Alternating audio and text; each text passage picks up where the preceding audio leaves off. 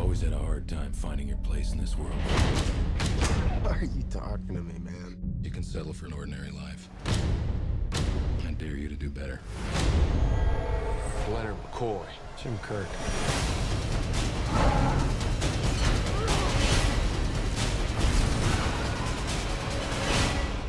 So, what was your favourite thing about playing Bones? My favourite thing about playing the character of Bones was getting to be cranky and cantankerous and just generally pissed off. That was a lot of fun. How big of a deal has playing McCoy been for you? Like, were you a fan of Trek prior? Yeah, well, you know, I'm a long-term Trek fan. I watched the show as a kid, the reruns in New Zealand, and so for me, you know, getting offered the opportunity to step into such an iconic role that was so amazingly played by the late Mr. Kelly was I felt like it was a big responsibility, and to me the trick was not to try and go and do some sort of an imitation of what he did, and I think thankfully none of the actors in this film have done that. But it was to try and capture some sort of very, you know, essence and spirit of what Leonard McCoy was, and sort of funnel it through me and come up with something something fresh. All right. Could you describe your audition process for the film? Yeah, it was a sort of a two-phase operation where I initially met with J.J. Abrams, and he was very excited about this amazing new film that he was going to direct called Star Trek, but could tell me nothing about what the story was whatsoever. And I actually sort of left the meeting thinking I really blew that. I think he's probably left no good impression whatsoever. 2 months later, I got a call from him saying, you know, would you please come in and screen test for the role of Bones? And which I did, and it went really, really well. I found out pretty instantly that they wanted to invite me to come be part of the team. What was your director-actor relationship with J.J. Abrams like? It's good. You know, J.J. is a really extraordinary director. He reminded me a lot of working with Peter Jackson. He's one of those directors who has just all these elements of filmmaking at his disposal.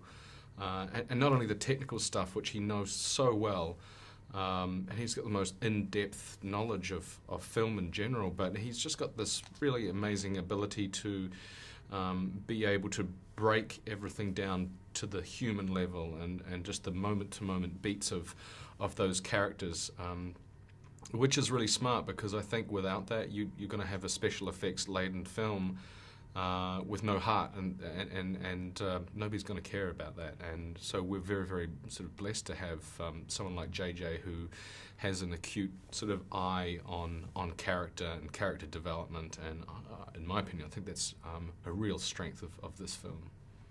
Awesome. Are you prepared for a life of Trekkie worship and sci-fi conventions? Am I prepared for life?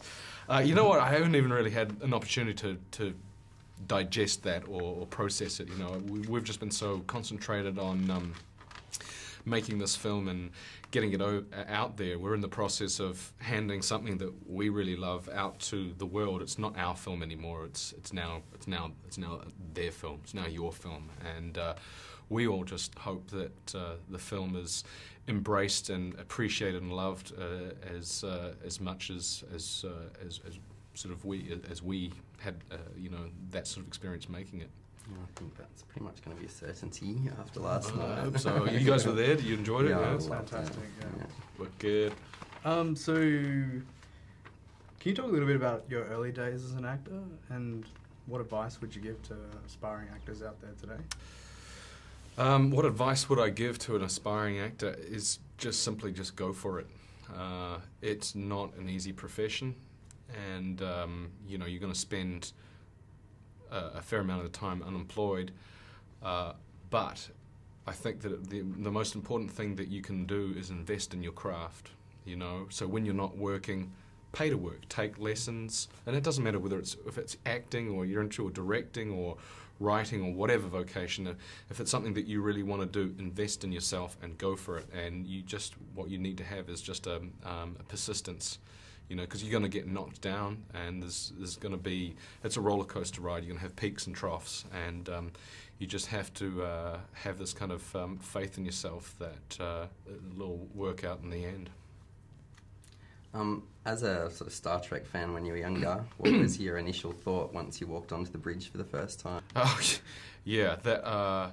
Well, it was interesting. The first time I walked onto the bridge was with Chris Pine, and they hadn't finished it yet. It was literally a plywood set. There were no plasmas, no paint, nothing. It was just a shell. The next time we walked onto it, I was blown away.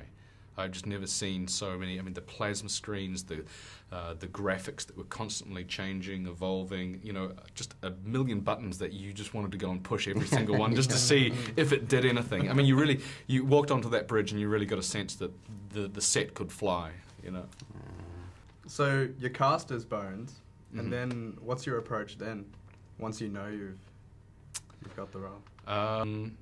What's my approach? It's a good question. It was really just a process of reading the script over and over again, and I think we were really, really lucky that we had such amazing writers on this in the form of Robert Orkey and Alex Kurtzman. They really, I think, researched this and did an incredible amount of work on tracking down everything associated with Trek, not just looking at the archive of all of the 3 series, but then also, consulting with the fans and saying, well, what would you like to see in a Trek film, and what's important to you? And I really believe that what they have created is so in the spirit of what Gene Roddenberry originally created back in the 60s.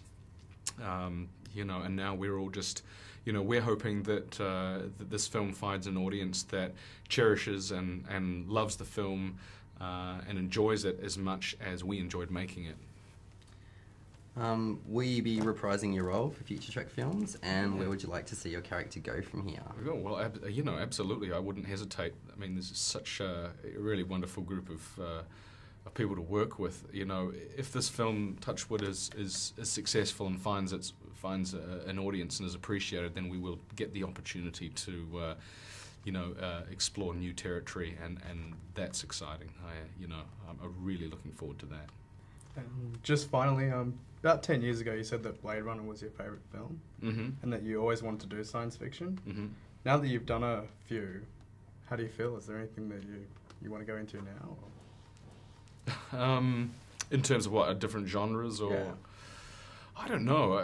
Maybe is there anything you're chasing, sort of thing? Or? No, you know what? I never know what I want to do until I read the script and start making decisions about how I'd like to play it, or start feeling, for the characters. So, it's really from here. It's going to be about, what comes across my desk that I'm right for, and that